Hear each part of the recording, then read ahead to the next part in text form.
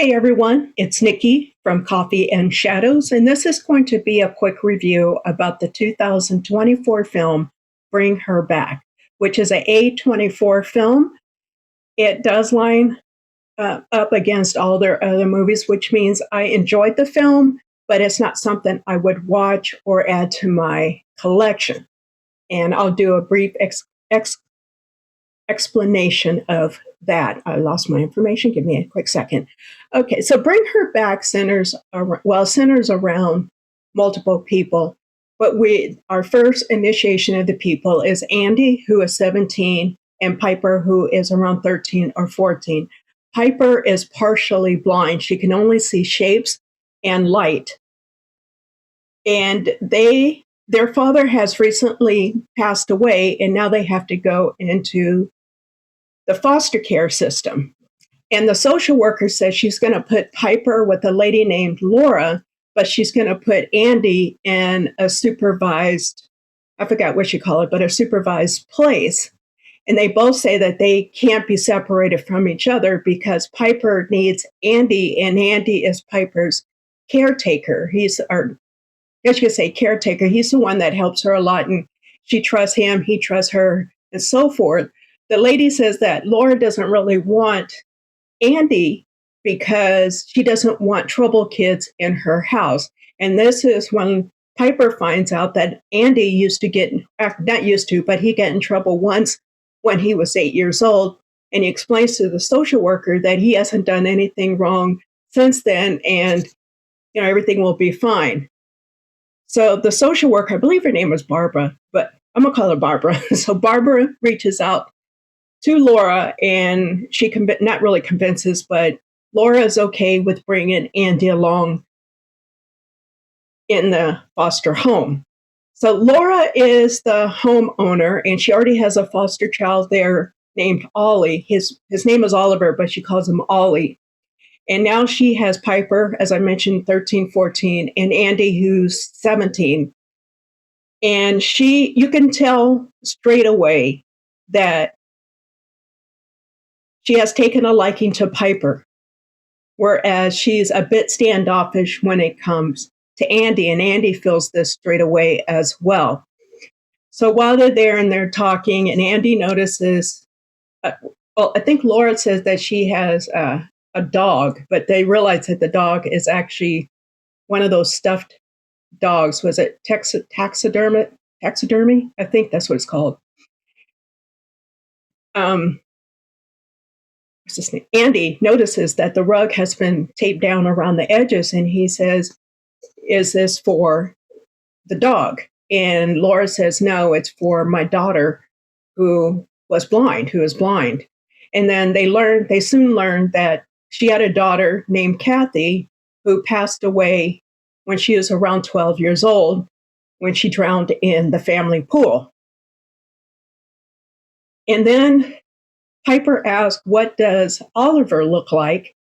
And Andy gives her a brief description, and then Laura adds on to it saying that Oliver has red hair. And so now Piper has an idea what Oliver looks like. And there was a purpose why Laura told Piper that Oliver has red hair. That all comes together in the end, but I won't spoil anything for you. So as the movie progresses, the more that Laura takes a clear liking to Piper and does not really care for Andy, because Laura is more interested in Piper as a female. And it has to do with her whole purpose of just wanting Piper in her house. So she does a lot of terrible things to Andy, like she makes him believe that he's wetting the bed. She tries to pit Andy against Piper.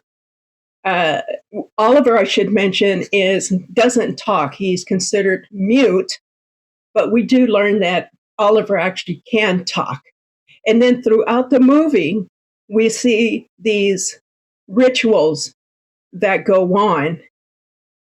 And we find out later that these rituals actually play into what Laura is trying to do with regards to Piper and with regards to her late daughter, Kathy. And then that slowly starts coming together throughout the movie, but it does get confusing as the movie progresses because you're not sure what's going on, if this has something to do with Oliver or does this have something to do with her deceased daughter. I did enjoy the movie. The storytelling I found was really good because it really focuses on grief, on trauma, and on obsession, as well as manipulation, because the grief is the mother grieving the passing of her daughter. And then the manipulation, as I mentioned, is what Laura does with Piper and Andy, how how Laura tries to manipulate the relationship between Andy and Piper, almost like pitting each other, pitting themselves against each other. And then we have trauma, which is the trauma of Laura losing her daughter. And I think it was well told. This is a movie that actually could have stood alone without all the horror elements in it, with the rituals and all of that. Well, they could have kept the rituals in, but with the self harming and the chewing on a sharp knife. What other things happen? Just really bizarre things that happen to bring in the horror elements into the storyline. As I mentioned, it could stood alone by itself without the horror elements, but the horror elements did add more to the story. As I mentioned, this is an A24 film. It is currently streaming on Prime, and I do recommend it. Give it a shot.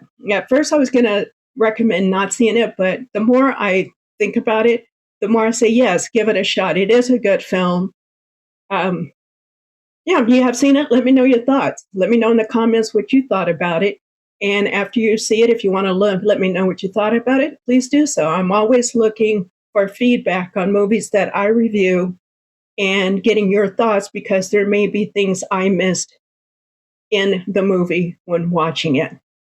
So this was just a really quick review, and I hope you did enjoy it. My name is Nikki. This is Coffee and Shadows. And as I always say, please have a good morning, a good afternoon, or a good evening. It all depends on where you are. Chachos!